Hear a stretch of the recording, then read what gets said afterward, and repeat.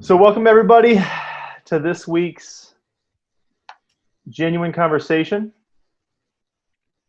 I'm your host, Anthony Cook. And happy Father's Day to all the fathers out there. I want to give a special shout out to my dad, John R. Cook, for being an amazing father, helping shaping me into the man that I am today. He's not perfect, but nobody is.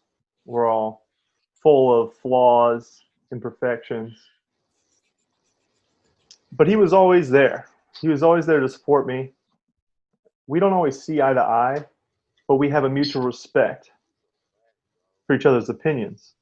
And I think that's important to think about as being a father. Your kids are going to challenge you. Your kids aren't always going to agree with you, but that's okay. Be there to shape who they are, right? So he taught me, don't treat people by their race, religion, or grouping, whatever that be, your job, anything of that nature, but treat the individuals for who they are and how they conduct themselves, right? One thing I think we need to all concentrate on as well is, as fathers, nobody has the right to tell us how to think or feel, nor should you as a father impart that upon your son or daughter, right? And as fathers, it's paramount to inform and support them. Fathers, for your daughters, you create what's known as the animus. And for your sons, you create their idea of what it is to be a man. That is an enormous responsibility that is ongoing, never stopping for anything. You shape your children's identity. And you have a choice as a father to teach them to love or hate. Love is easy to teach when you're happy with yourself. Hate is easy to teach when you're unhappy with yourself. As a father, why hold on to your shortcomings, imperfection, flaws? And why look for someone else to be your scapegoat? Why not embrace your own imperfections? Embrace you and love yourself. Because that inevitably is going to affect your children. I want to welcome my panel this week, Ethan, Eric, and Shadron. Do a quick introduction again for the people that didn't catch last week's or the weeks before. Ethan, if you start for us. We want to do the just Ethan Fuqua and work in the medical field. Okay. My name is Ethan Fuqua. I work in the field of organ donation. Ericu. My name is Eric Brown, and I work in administration and education. My name is Shadron Ruffin. I work in the media industry. Thank you again, panel, for joining us on this wonderful Father's Day. Happy Father's Day to you, fathers. I am not one, but thank you. My boys but it's Tiger Woods, baby. Gonna happen. Yeah, you know. those in-laws are going to be requesting things. Your parents are going to start breathing down your neck. I got that. Had that conversation this morning. Oh, so it's fresh. Yeah, it's fresh. So happy Father's Day said. So when, fresh, and when's that it is not. It is not only fresh, but it's consistent. Yeah. So regarding my open remarks, what have your fathers kind of imparted on you that really first thought comes to your mind? Or parents in general? I mean, this is a day to appreciate your fathers. You know, we love our parents. Let's give our dad some love. I think my dad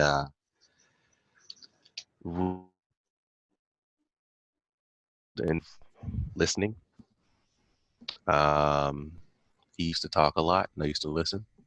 And I still do that today, and I think not a lot of people do that. Like, you can see it in conversations with people where you can see that you're talking to somebody and they're less so listening to you, more so waiting to say something. So probably I know exactly what you mean. No. Yeah. Yeah. So I think that's probably the most important, thing that my dad taught me. I had to say. I'd say my dad taught me the importance of, bucking up and handling your business, man. Um, we had tragedy early in my life. I lost my mother, and he didn't let it lose a beat, man. He picked it up and was like, you know what, we're gonna make this work, and he just kept going on through everything, and with me and my sister, and later on, I had another sister, and he's helped raise her too. So I mean, it's That's never right. stopped on the grind.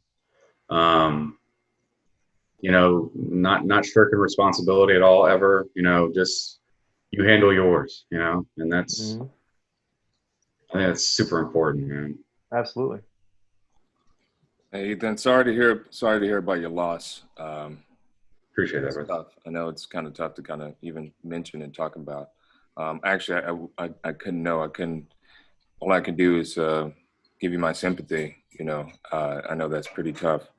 For me, I didn't grow up with my biological father. I had many fathers, I guess you can say. I had a stepfather.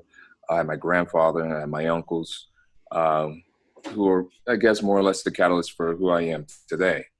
Um, I think what I learned from all of these gentlemen were is fortuity, right? I think they instilled in me this kind of steadfastness, and it has led me down the path that I've been on today. Not that it was a really glorious one, because there have been some ups and some downs for sure.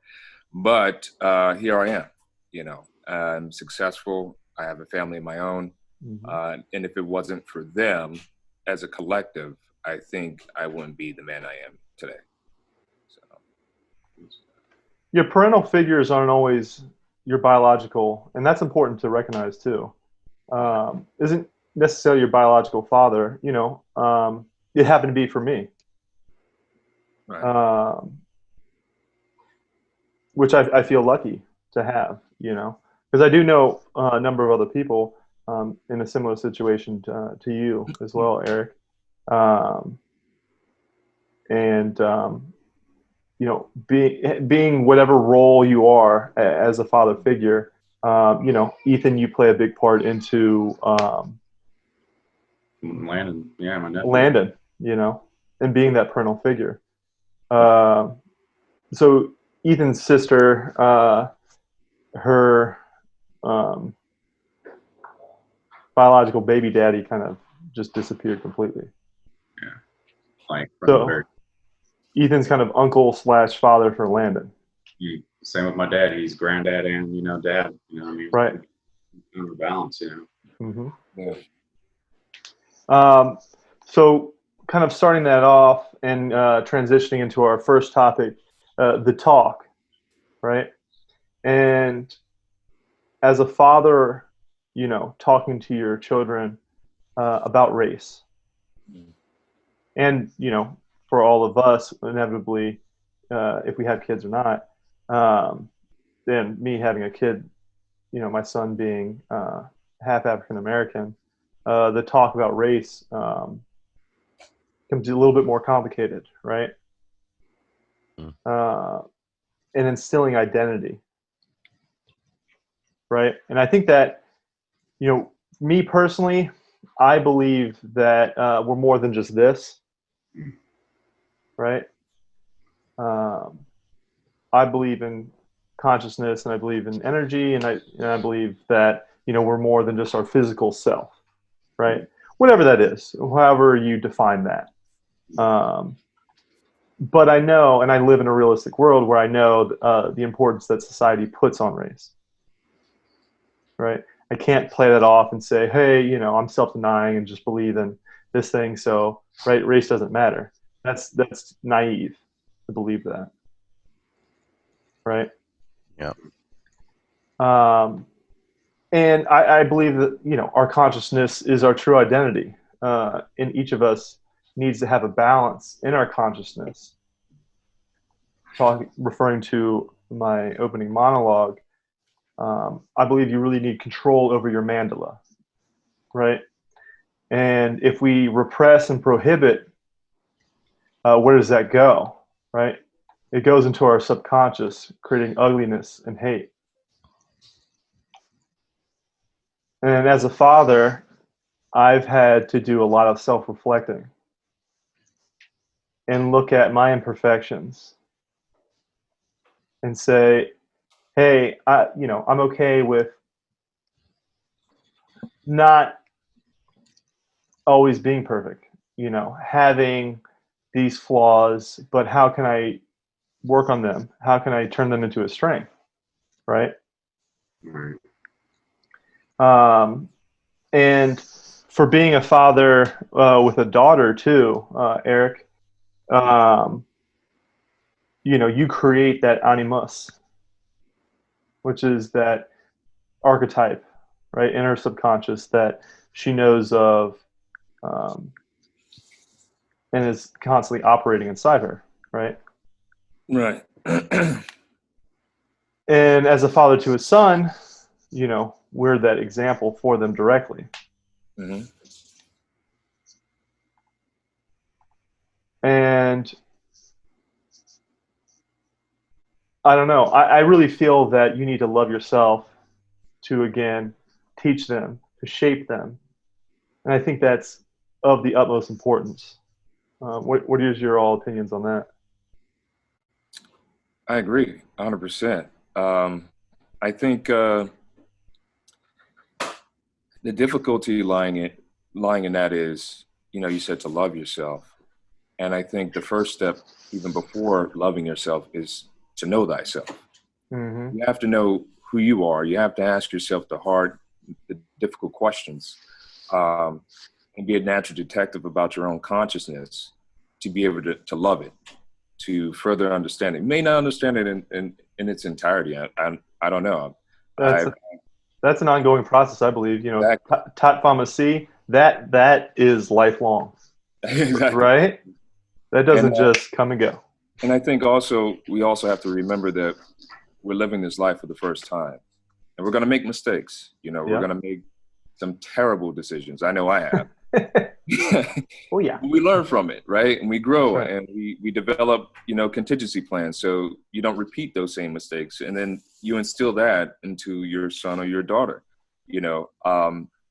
and I think, again, the first step is knowing yourself, because the more you know yourself, the more comfortable you are with yourself in your own skin. And that's what we have to instill in our children, is being comfortable in their own skin, whether, they see themselves as, African American, Caucasian, Oriental, whatever it may be. Just being comfortable with who and what you are, and to know who and what you are. That cultural integrity, or that cultural capital, I think is Mm-hmm. very important, to instill in them or conceptualize in them from a young age. Yeah. And respecting other people's culture. Absolutely. For right? sure. Absolutely. And we should celebrate our differences, right? Right. And if we break all those down, there's a lot more similarities than there are differences, isn't there? Like we've talked about in previous weeks. There's a lot more similarities, right? Oh yeah, I mean, the biggest one being we're all human, but We're all that human, seems to just over people's heads. for sure. In regards to the talk, to be completely honest, I never really had it. Really? Yeah, how old were we when we No, had that talk, everybody? And you never really had it. I never had it. No, I never had the talk, but sometimes you just really don't need it, especially if you come from certain places. Like you just get it. Um, when you have interactions with people that make you realize that, oh, they see me in a different way, Mm-hmm. then that just instills it in there for you. When you have that interaction with the police and they treat you a certain way for absolutely no reason, you just get it.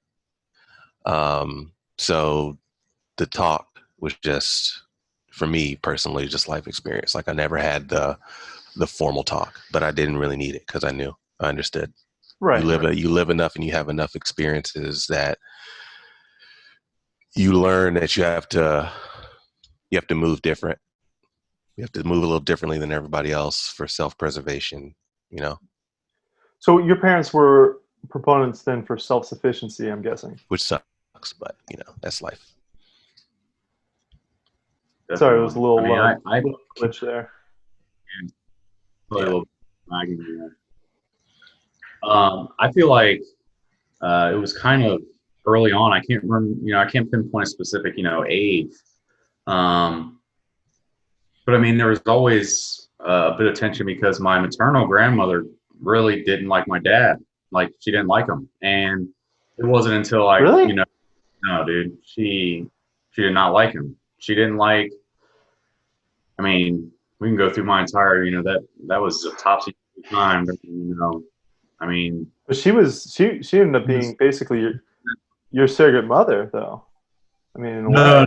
no. My maternal. Oh, you're talking about your maternal. Yeah. Oh, So I thought you said paternal. Sorry.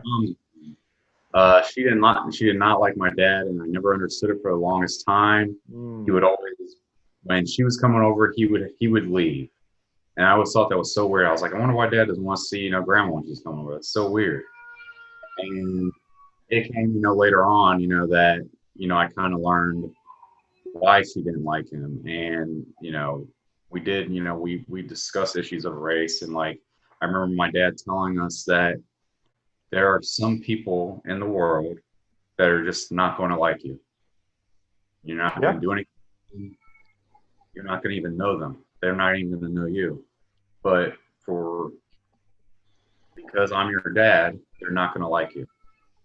And because you're mine, they're not going to like you. And because of who you are, and as biracial children, they're not going to take to you. They're not going to like you. And those conversations elaborated, over the years. And then, but like Sid was saying, you see things, and I feel like if you're like I was, growing up, I took time to listen and watch, and see like current events and stuff like that. Try to understand the world that I was living in, and I mean, you see stories, you hear things, and you kind of just over time like get like this like general sense that like, yeah, I can't move like everybody else moves. Like I have to. There's a certain way that I have to be out here to preserve myself. And I mean, I teach my nephew the same thing, man. I mean, I remember we had to talk with him. He was like 7 or 8, and I mean, he was crying at the end of it. But I was like, dude, I'd rather you be crying than you be dead. I'm sorry. Like, I mean, I'm going to tell you things, and they're going to be super scary, but you're going to be alive, and you're going to know how to move out here to keep yourself alive. So reality is scary. I mean, yeah, it is. It's monstrous. Yeah. Like, I mean, I told him, like, you can't play the same way, you can't play Army and stuff like that the same way that you and your, like, because he goes out with his friends, his friends who are Caucasian, and like, they're in the park playing Army and stuff like that. And I'm like, and then you hear and think about, what happened to like people like Tamir Rice, man. I'm like, can't do it, dude. It's just, it's not a thing. Yeah, it's just not worth it. You can't be out here, like, especially in certain, it's just not safe. It's just not safe, dude. And he was upset, but like I said, I'd rather him be upset and here with us than, being in like living in a delusion and end up dead. Right. That's heavy for a 7-year-old for sure. Yeah, I mean, but hey. You had to. I mean, as basically the father figure in his life, you had to. Yeah, dude. Can't. Me and my dad we both gave him that talk at the same time. And probably that's when the whole Tamir Rice tragedy happened. Right, that was about around that time. Mm-hmm. So yeah, I think stuff like that is a catalyst for people to have the talk, because that was a young kid, and sometimes I'd assume parents want to spare their kids from that, but then you see something like that and you're like, well, shit, now they're aiming at the kids. The kids are fair game now. Now I got to have this conversation with a 7 or 8-year-old. Mm-hmm. Yeah, sad. It sucks, man. Boy. Eric? I mean, yes, I think everybody, really hit the nail on the head. I mean, it's a How old tough were you? How old conversation. were you when? I would imagine your mom would have had that conversation with you. I've had the conversations multiple times. My mom is actually, she's actually the best politician I know. She's not in Hey, she politics. probably learned a bunch of skills from her. Yeah, I did. I learned a lot from my mom.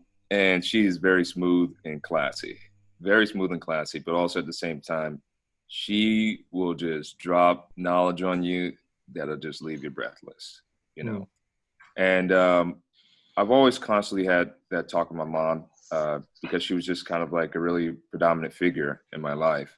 And I was actually like 7 or 8, and this has happened when I shared in the last call when the cops stopped us, and had us all in handcuffs and stuff. I mean, that was obviously a realization for me, most definitely.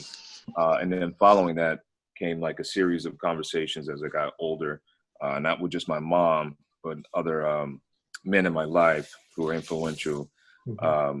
And really understanding about like, hey, this is how, as you guys were saying, how you navigate. This is how you preserve yourself, and just kind of hearing from you gentlemen, and even talking about the subject.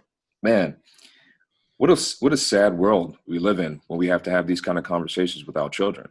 Yeah. They're not even safe to go outside to play toy soldier or to play, army in the street because of fear of some cop may come around and think they have a weapon on them and discharge their firearm because they felt threatened or whatever, what may be the case. I don't know. How do you talk about this subject? I have a 7-year-old daughter. She's going to be 8 in October. I haven't had to talk with her yet because I don't know how to have that talk. I don't know what would be the right words to educate and to console at the same time.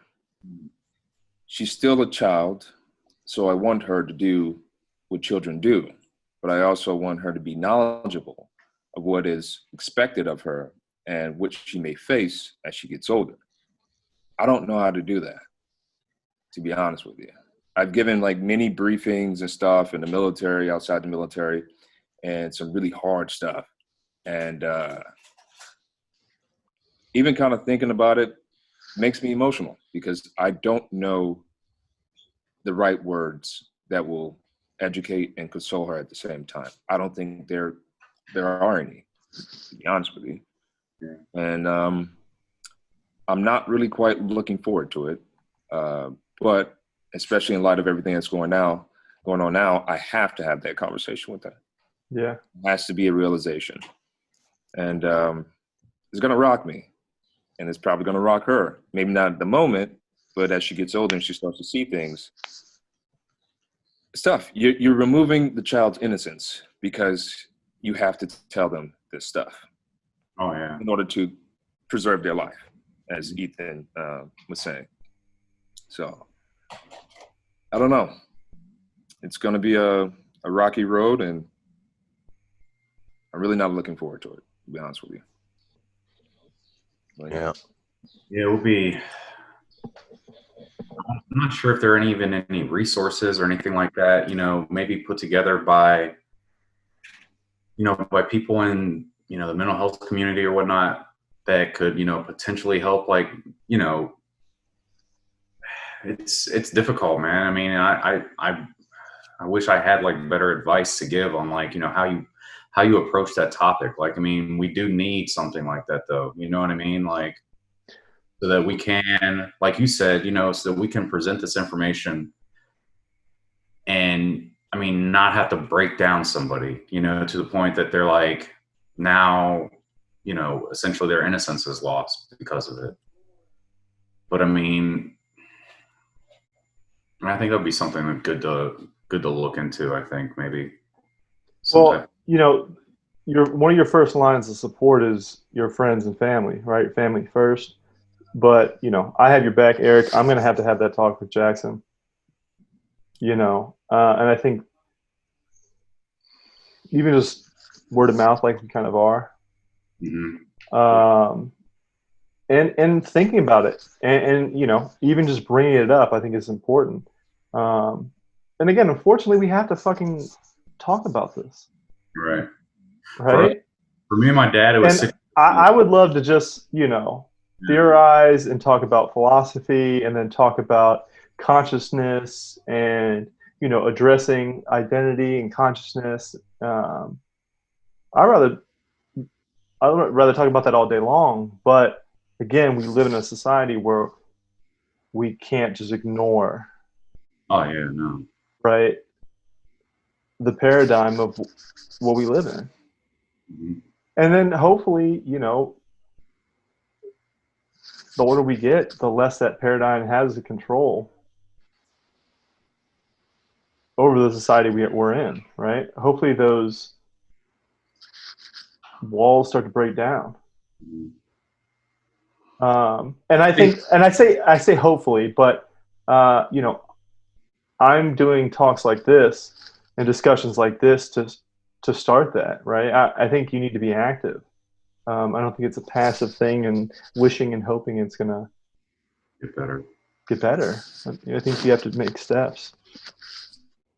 I think like one of the things that me and my dad did with Landon was it was a situational thing. He was telling us a story about, you know, about him and his friends playing a game and where they were and what they were doing. And then that kind of gave us an opportunity to like come into that conversation and be like, well, you know, that sounds like a really fun idea, but, you know, or a really fun game, but, you know, I really, you know, I don't want you to be playing, you know, in that kind of way anymore, you know, and then it becomes why.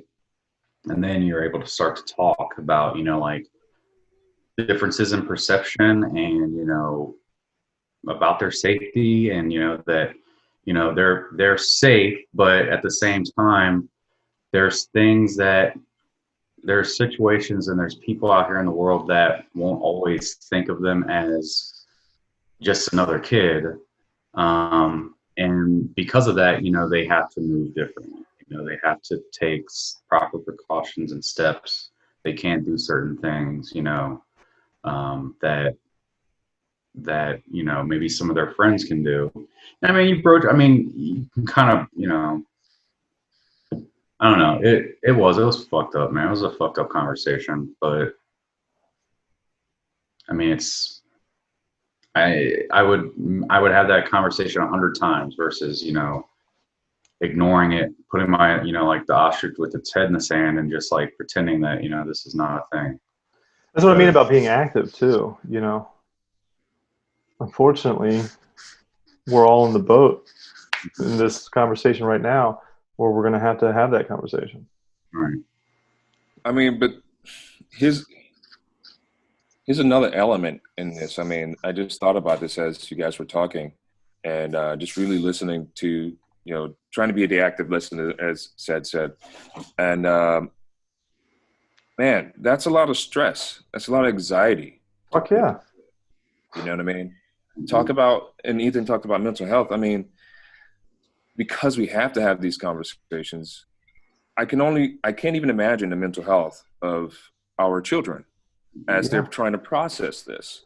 You know, oh my God, I can't play with Jimmy like I play with my brother because there may be a misconception about what's actually happening, and I may end up in trouble, or even worse, I may die, right?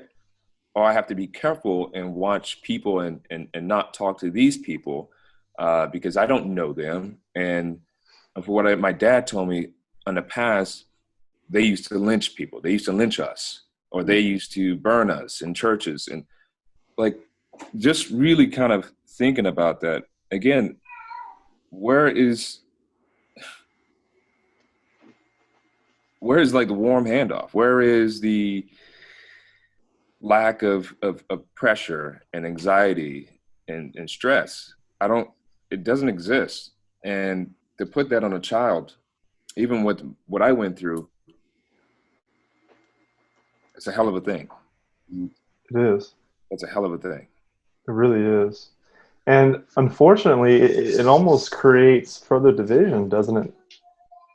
Almost, And and because back into the the kid cycle. is probably drawing the line in the sand themselves. Exactly. And you know, you don't want to create further division in between kids and their friends, or put limitations. Internet's cutting out a little bit. Yeah, it sounds like My internet has been sucking all weekend long. that's the point. I mean, uh, division-wise, it's a good point, but it is also something that absolutely needs to be said. Yeah.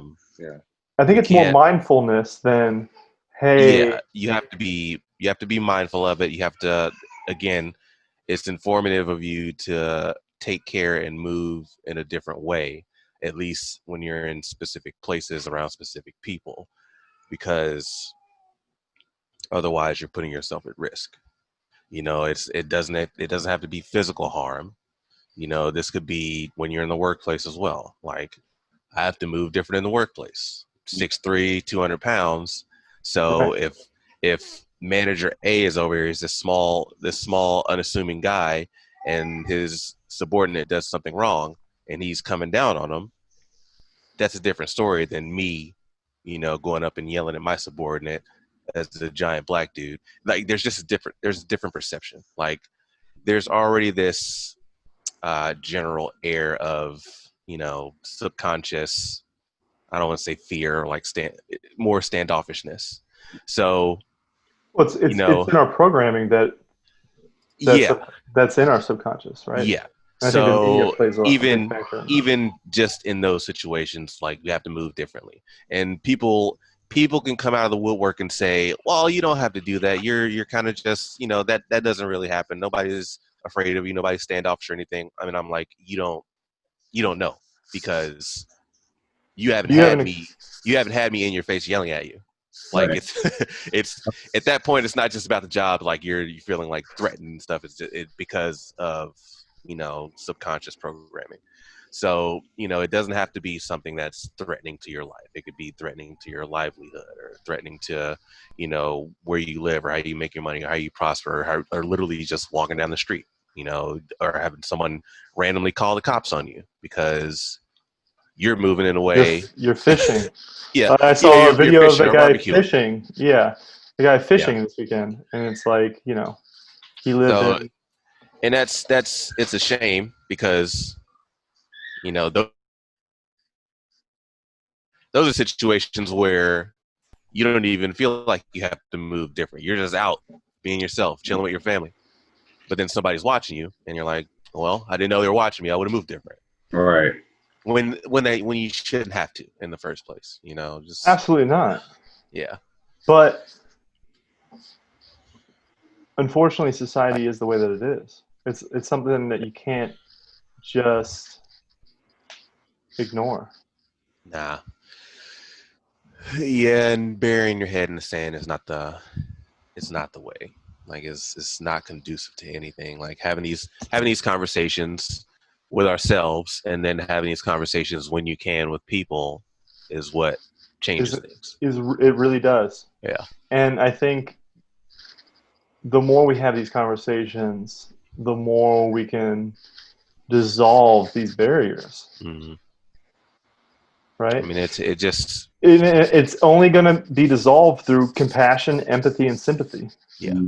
And unfortunately, the way I see it, it's not going to be solved at a. I don't think it's going to be solved at a societal level, because it's just too much. There's too much programming already. Like, everybody just got to do their part. Like, it's going to happen on a one-to-one basis as much as it can.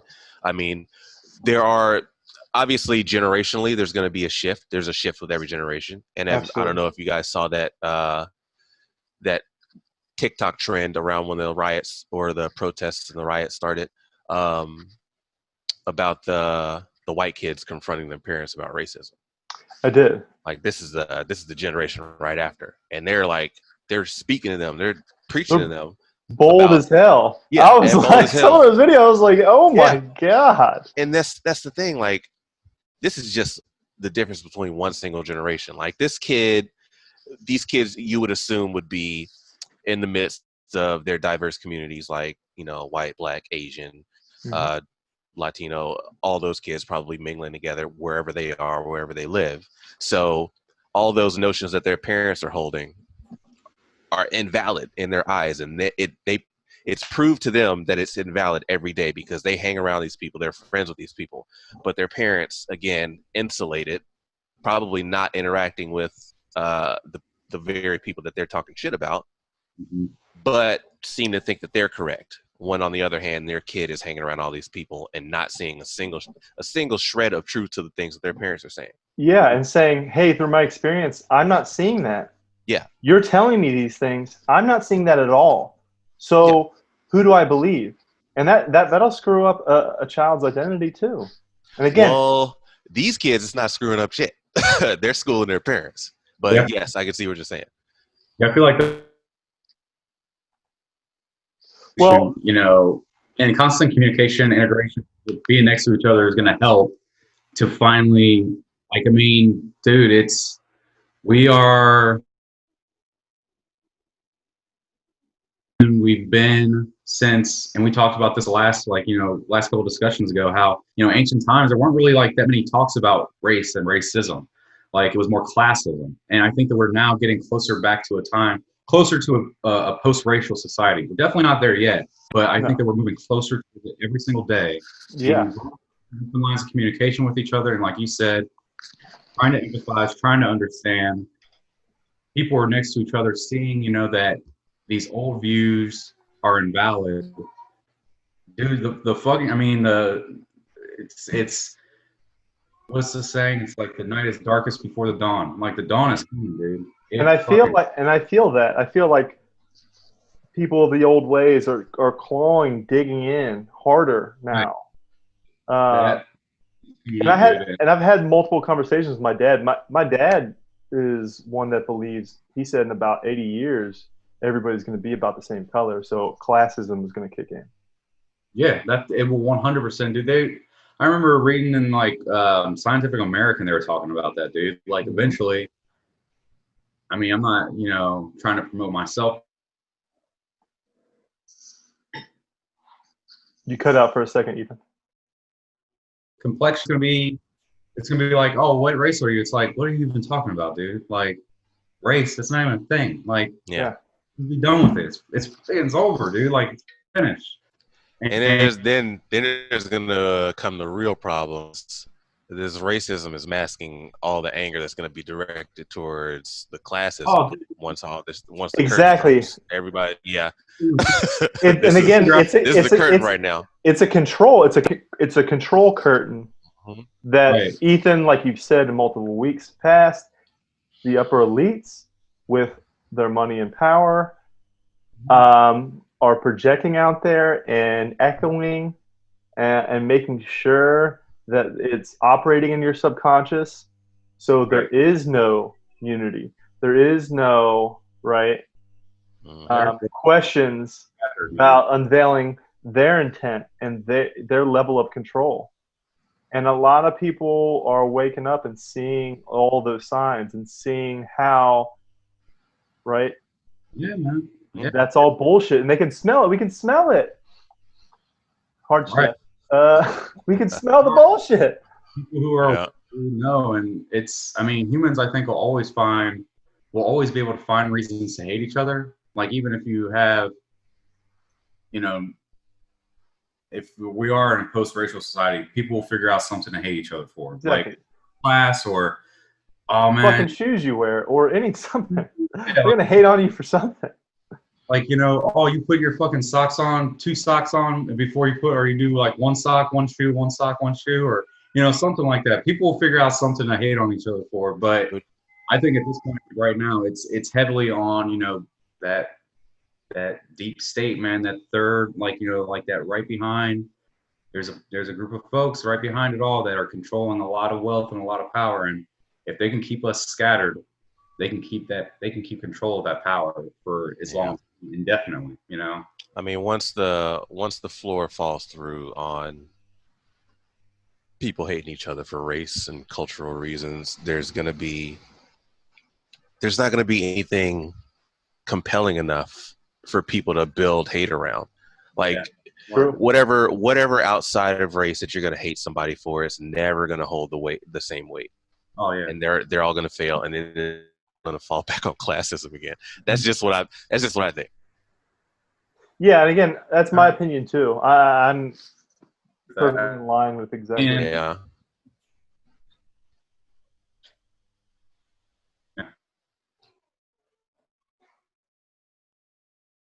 Ethan? Star Trek type, like, what's up? Am I cutting out? Yeah, I think it's my internet. It's been terrible all weekend. All right.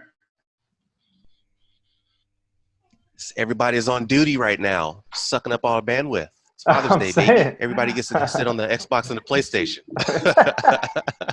Exactly. Unbothered all day. That's funny. I bought a PlayStation 4 when this thing started, and honestly, I've touched that thing maybe like 10 times. I'm the same way. I bought it to play Final Fantasy VII. I played the game, and me and Cook have played Resident Evil a few times. Yeah. Played 2K with my nephew a couple times. But other than that, I'm like, man, I need to use this fucking thing. And then they PlayStation 5. I'm like, what the freak is this? I literally just goddamn PlayStation 4. And you guys just announced that. Yeah. Yeah. I'm behind a power curve too. Yeah. Yeah.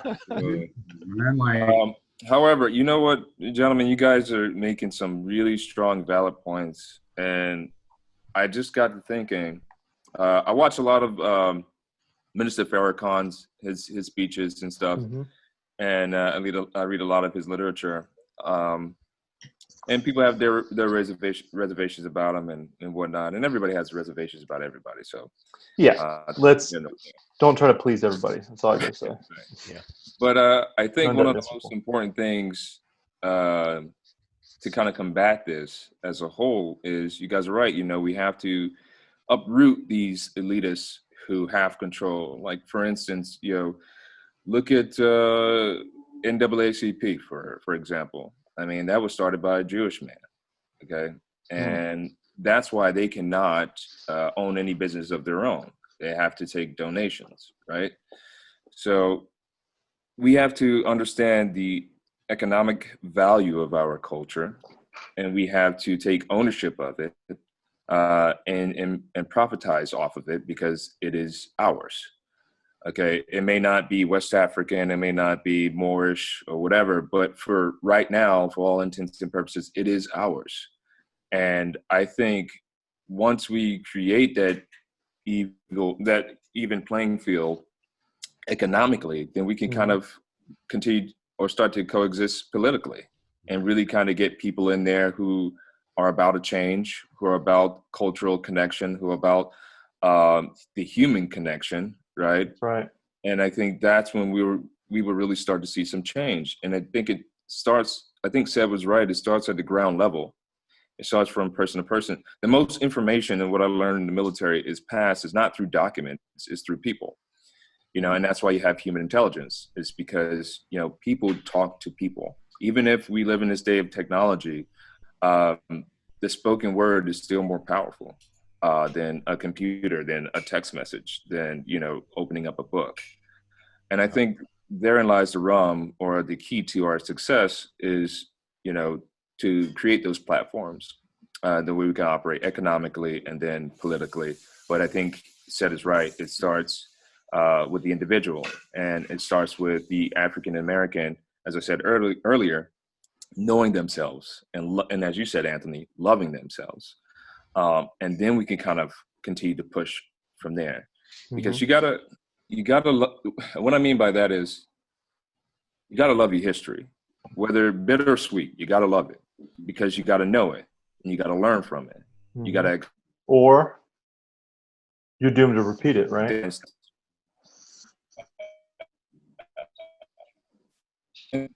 Internet's Otherwise, cutting you're doomed to repeat it. Absolutely. Absolutely. And I think if we kind of look to those particular platforms and we have an agenda based upon that, I think we may see something within the next 10, 15 years. You know, maybe not in my lifetime, maybe not, you know, I'd but love maybe that. in, you know, your son's lifetime, maybe in my daughter's lifetime, or you Mhm. guys, you know, said and Ethan, maybe in your children's lifetime. And we could kind of look back from wherever in the sky or wherever the fuck we go, and say like, oh, there it is. You know, it's because we started Yeah. having these conversations and we understood the value of our culture and the cultural capital. And here we are. Great. It worked out. So I think that's where we need to start. You're right. It is the human condition. It is the human connection. It is the humility that we need to show each other. And if we can't do that, then we're doing a fail. Right. For me, that the most powerful way to communicate that is through art. The most powerful way to communicate culture, the human experience, and the lack of division Mm-hmm. and the unity in that human experience is through art. And again, that's why I wanted to create this show. That's why I went into the arts. Literally, that's the sole reason, because I saw and was disgusted by this division. Mm. Yeah, That I think see. that's what we all do. I think that's Cincinnati's what a good we place all to pick that up. Exactly. It's a constant motivator that lights a fire under my ass. for sure. Yeah, that's probably why we all work in the entertainment industry in some capacity, and I think that's why we want that aesthetic approach. We don't want that factory, that brick and mortar type of education, or cultural regurgitation, right? We want something. We want to be able to think openly and have more of a creative conscience tied down to some kind of false societal view. Yeah. We don't want that, and I think that's why we got into this stuff. Absolutely. Yeah, Juneteenth is a perfect example. I was an adult when I learned about it. I was in my 20s. Yeah, which is actually Nothing about it. my next topic that I want to talk about. So the first time I learned about Juneteenth was actually, and this is terrible to admit, but it was when I was watching Atlanta. It was Oh, wow. Donald Glover's show. That's what I'm saying, though. Yeah. But that says to me, you're in the right industry. You're doing the right thing, and right, that is the best way to reach the people about culture and history is through the arts. Yeah. Everybody that's watching, if you've never seen the episode on Juneteenth from Atlanta, the show on FX, highly recommend it. Please go out and watch it. It's both hilarious and sad and amazing. That's just it. Like you were saying, Eric, like we can't rely on the brick and mortar institutions to do the right thing anymore. And I mean, you can see it in pockets all across America. Like, where was it in Texas that they were classifying slavery as work or something stupid like that, and they're trying to diminish the pain and evil that just permeated slavery. And every time you see something like that put into the curriculum and everything else like Juneteenth taken out, I mean, it's just an affront to, any sort of progress. Because again, if you don't know your history, you're gonna repeat it. And like everybody keeps talking about race war and civil war, and I'm like, there's not gonna be a fucking war. Everybody's smarter than that. This is just media hyping everything up once again. But what really matters is that I'm glad this year that Juneteenth is in the spotlight, even if it's for the wrong reasons. Like, it's being used as another political prop once again. But from all this madness comes some glimmer of light, because now people actually know about it. Yeah. Which in our adult lives, which is crazy. One of the next topics that I talk about. To break from that in a lighter conversation, because I know some people have to dip, and I want Eric to be part of this conversation. I'm still waiting. Speaking of kind of divisions and the regime and everything like that, I'm waiting for Donald Trump. The regime. I'm waiting for Donald Trump to announce that, gotcha. Nah. This whole thing is now going to be a reality TV show called POTUS. So, what if that happened? I believe it would be the biggest, most watched, hugest reality TV show in the history of the planet. Biggest, this the best reality television show ever. All right, Ever. It's incredible. They would have 4 years literally worth of content that they could, Everyone's talking release about for the next 30 years. It's the biggest show. And would be unbelievably compelling.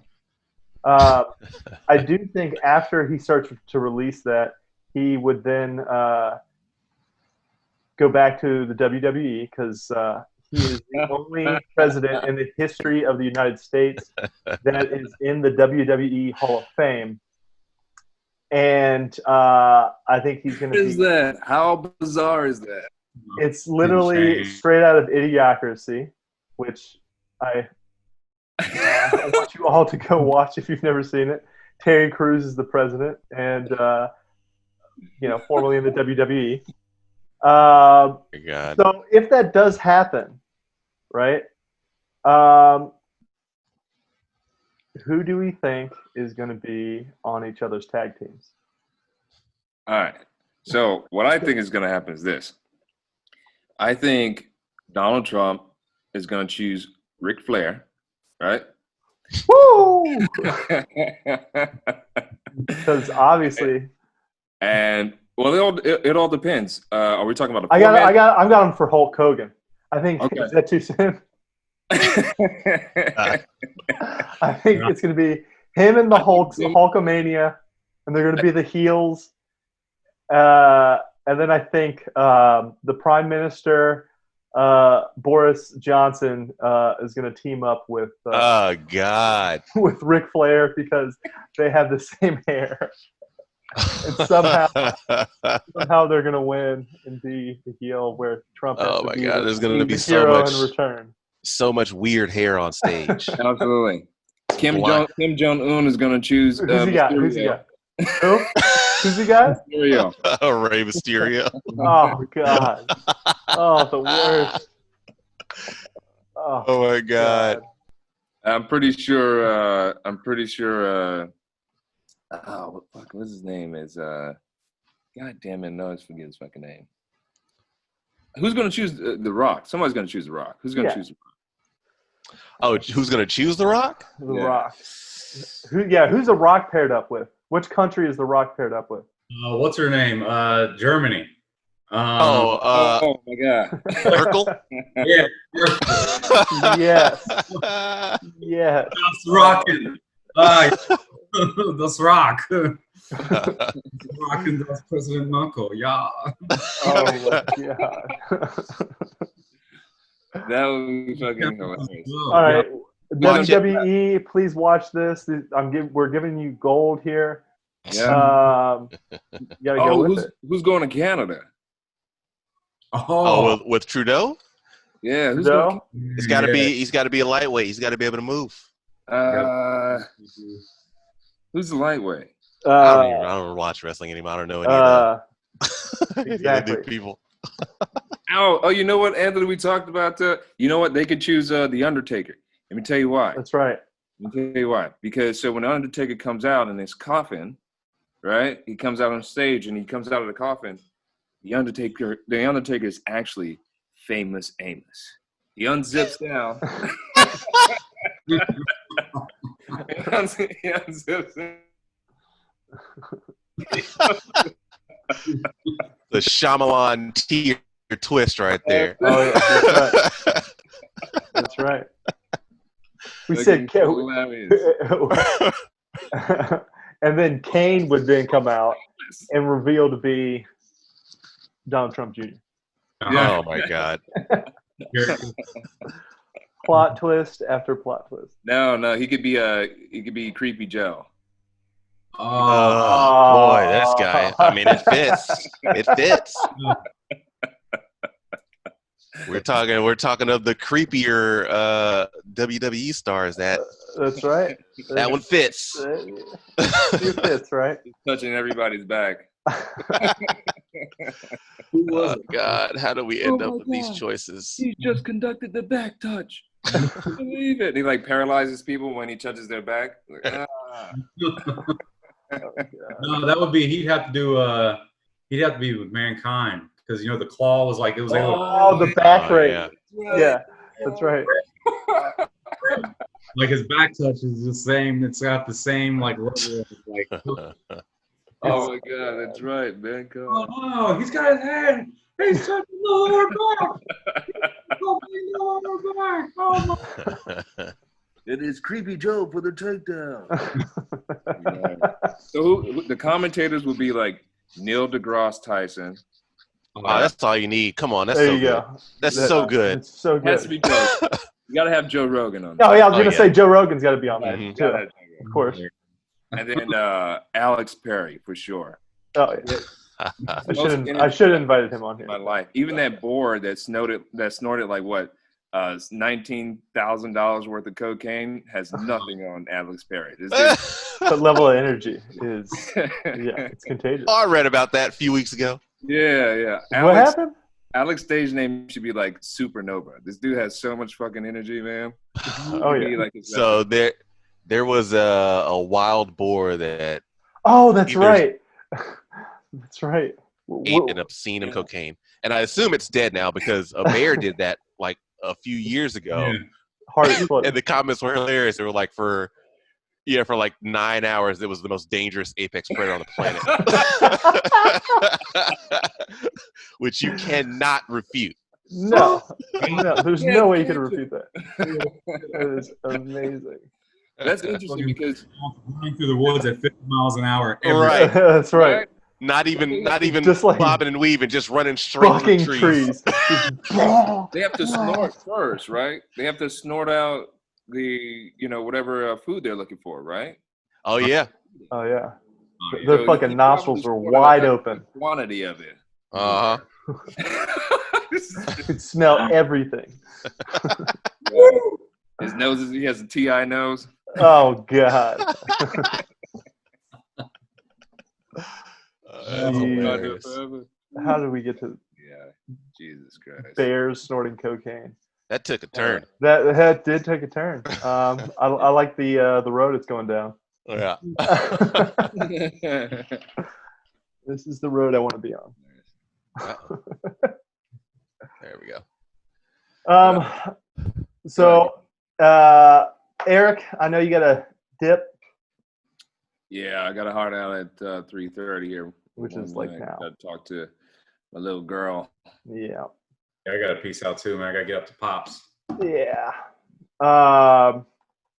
I wanted to talk about Juneteenth and hit the history of Juneteenth. If anybody could stay on just a little bit longer. A little bit longer, A maybe. little bit longer. Yeah, let's make it quick, boys. Let's make it quick. All right. Eric, peace out when you need to. All right. Do the thing. So, history of Juneteenth. I'm going to put below some links where I got this information from, right? But just a quick breakdown of the history. It's like a fact sheet that talks about everything that I'm going to be talking about. So, again, June 19th, Juneteenth is celebrated. It originated from the freeing of all slaves in 1865, which was actually 2.5 years after the Emancipation Proclamation, which was on January. I'm getting all the J months mixed together. January 1st, 1863. Right? And slaves were then moved down to Texas because it was further from the north. Mhm. And Major General Gordon Granger arrived in Galveston, Texas to free the last slaves on that day, June 19th, 1865. while Juneteenth isn't a national holiday as of yet, 46 of 50 U.S. states and Washington, D.C. honor that holiday. I have a quote, the quote from Major General Gordon Granger, who stated when he arrived at Texas, the people of Texas are informed that in accordance with the proclamation from the executive of the United States, all slaves are free. This involves an absolute equality of personal rights and rights of property between former masters and slaves, and the collection heretofore exists between them becomes that between employer and hired labor. The freemen are advised to remain at their present homes and work for wages. They are informed that they will not be allowed to collect at military posts, and they will not be supported in idleness either there nor elsewhere. So that is what he stated, which still had some stipulations in it, didn't it? Yeah. Absolutely. Well, I mean, not surprised. And again, this seems to be the year that Juneteenth is on the national stage because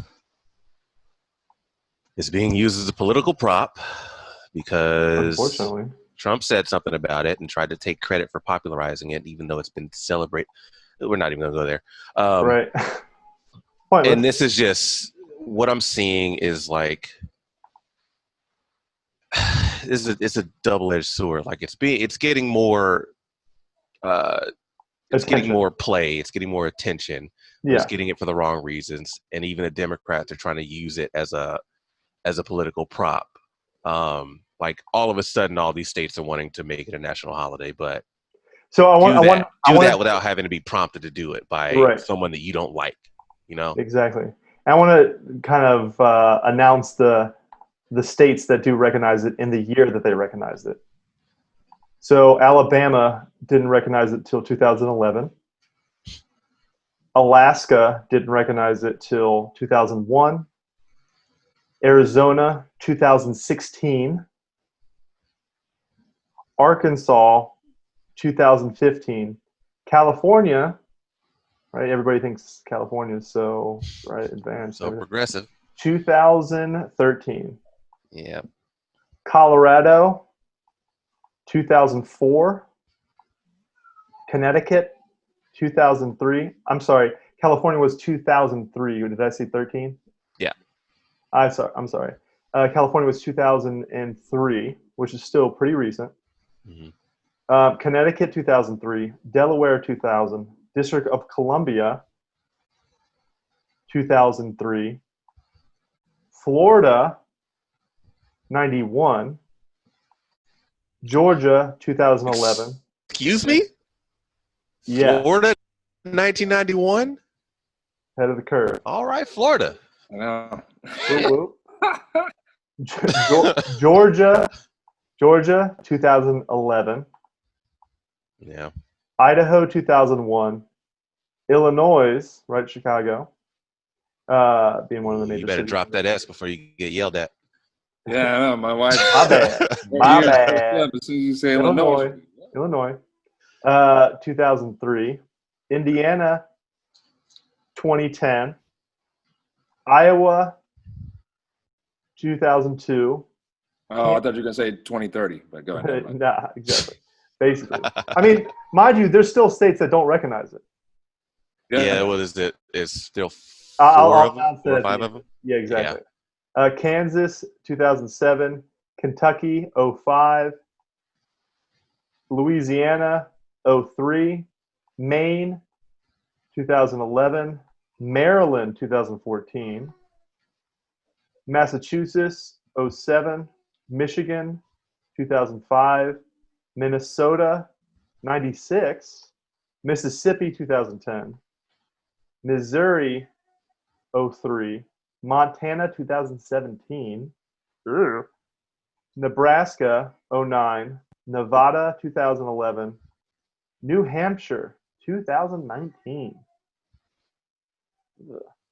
New Jersey 04, New Mexico 06, New York 2004, North Carolina 07, Ohio, what do we guess, people? From my I'm gonna guess 15. 06. Ah, Literally after we were in high school. Again, that might be a reason why we didn't get taught it in high school too. yeah. Plus, that we could talk about that later. Oklahoma, actually, 94. Oh wow. Yeah. Well, Boy, actually, these. that makes sense. If you look at Tulsa, that makes Ah. sense. Oh yeah, Yeah. that makes sense. Oregon 01, Pennsylvania 01, Rhode Island 2012, South Carolina 2008, Tennessee 2007, Texas. What do we think, people? The state that it happened in. I don't know. Did they even do it? 1980, actually. So Oh, they wow. were, What is happening right now? yeah, Texas, the progressive state here. Florida, Minnesota, and Texas, all in the 90s. Yep. Texas was 1980. Utah, Or 1980. So this is all from a government site that I'm pulling this from too. This information is right. Always check your sources. Always make sure that it is. What is Utah? Utah is 2016. Vermont 07. Virginia, right? Virginia being a touchy state. 07. Washington State being 2007. West Virginia 2008. Wisconsin 2009. Wyoming 2003. Right. Some surprising numbers in there. There For a is few of some those. very surprising numbers. Also, I don't know. I've never met anybody from New Hampshire in my life. Yeah, seriously. I don't think I have either. So who wasn't on there? I'm trying to read. Say North Dakota? North Dakota and South Dakota South Dakota. still do not recognize it. Yep. All right.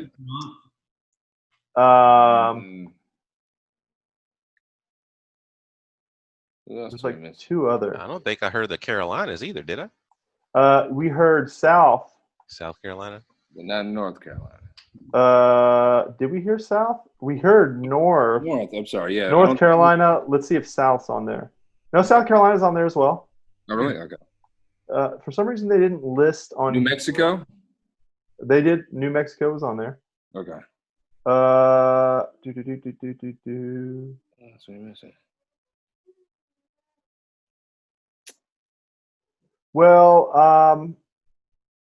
the other two states, which I'm forgetting.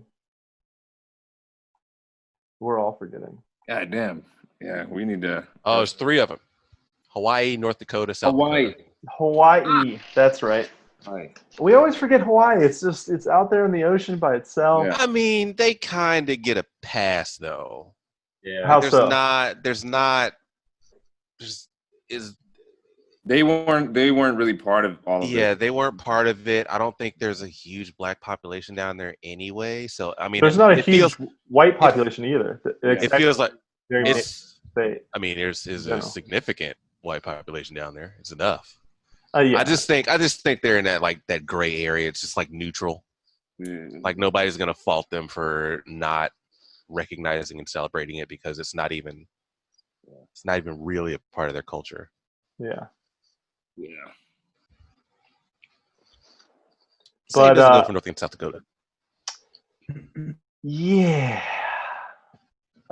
Jen was actually talking to me about. I think it's in South Dakota where we have monument in the mountains. Oh my God, blanking. Blanking in, you're Cutting and up cutting a bit out. there. Yeah. Yeah. Mount Rushmore. Yes. Mount Rushmore. That That was a isn't. sacred mountain to the natives, and they did that shit on purpose. They did it in spite. They created that in spite. Yeah. Terrible, dude. Yeah, that was in South Dakota. North Dakota. I think it's South Dakota. I believe it's South. Fact checker. Fact check. Just have something like just pop up in the middle of the screen that says, "Yes, this was on South Dakota. This is it. Mount Rushmore is located in South Dakota." Right. Beep beep beep beep beep beep beep beep beep beep beep. Mount Rushmore is in the Black Hills and Keystone, South Dakota. Yep. I was It right. is. Yeah, and All again right, boys, was I think Eric's got to go. Peace. Yeah. yes. So, I wanted to say thank you guys for allowing me to be a part of this discussion. A lot of good stuff, and I hope that people kind of really dig into this or dive into it and take a lot from it and do their own research. You know, have That's their right. own conversations Mhm. to keep this going. You know, this is just a platform of expression and a shared conscious of intelligence. And I just want to thank all of you guys for everything that you do and who you are. Appreciate that. Thank you for Yeah, man. coming on. Yeah. Of course. All right, guys. You guys have a good one. Happy Father's Day. Happy Father's Day to you. I'll probably have another sip and then Do probably it. sleep on the couch. All right. We'll have to talk about Uncle Nearest another for time. Sure. For sure. Yeah. All right, guys. I'll All see right. you. See you, man. See ya. Yeah. Peace. Yeah, I'm gonna pop out too, Anthony. I gotta get out to Pops. Yeah, man. Yep. And my mom's calling me right now. So Yeah, I think You know what that that's means. good for this week. I think we'll end it there. Thank you again, everybody, for coming on.